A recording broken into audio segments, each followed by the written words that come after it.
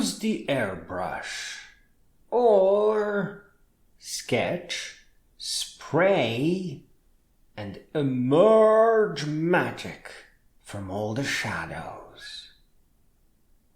The airbrush is like the first drawing tool.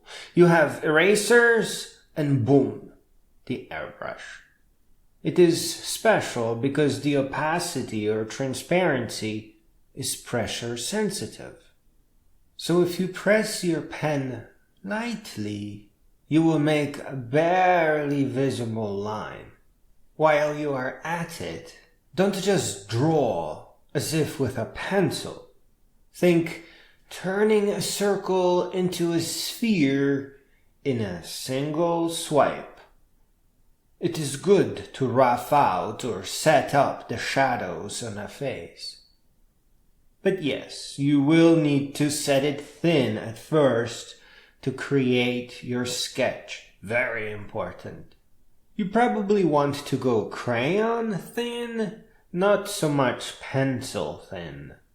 And since you are laying down barely visible layers at low pressure, you can sketch around until your eye catches a shape and then press a little bit harder.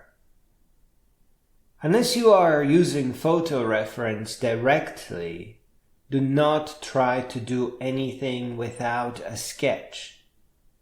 Trying to paint shapes on a face without a sketch is like hitting midnight and turning into a pumpkin. It won't work. Or rather, it will work frequently enough to trick you and then abruptly stop working, leaving you a pumpkin. You must always use a cute sketch. Draw it on paper if you must, then take a photo, stick it into Krita's image reference tool. But never skip the sketch, ever, never. It is the pattern for creating good art. As you begin coloring, or maybe just shading, first you do thick lines, then the thinner ones. When you switch to a thinner line, it is a good time to start a new layer. But the truly big deal here is that you will be painting the thinner, more detailed lines on top of the thicker, more general ones. And that will fill in the gaps between your thinner lines. So you're not gonna be starting off on a blank canvas.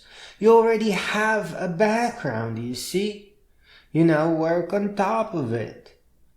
Even if the shading beneath is very rough, your thinner, more detailed sprays will get mighty support. Don't erase. Don't make your sketches clean. Give them texture, flaws, noise, accidents, and thus character. I almost want to say, never try to fix something. Erase it. Find more reference and start that part again.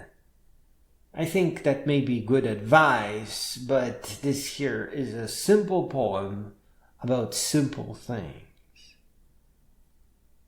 Once you have your sketch and give it girth, a 3D feel, volume, and depth, stop, drop, and roll all the way down to deep grays, almost deep dark. And do the best you can, all that is possible, to put your character into darkness, shadow, night, twilight, shade. Because that will grant you the power of light. Just take a spicy color, draw a sharp sphere, or sharp claws, or glowing eyes, sharp as heck, or a UFO in the distance. And then set your airbrush to a much larger size and very gently spray a glow. Gently. See, you can't do that in the daylight. In the daylight, you just give everything boring shadows. But in the dark, you can glow, you can have fire, lasers, lightning, and all kinds of enchanted, magical things and glowing creatures.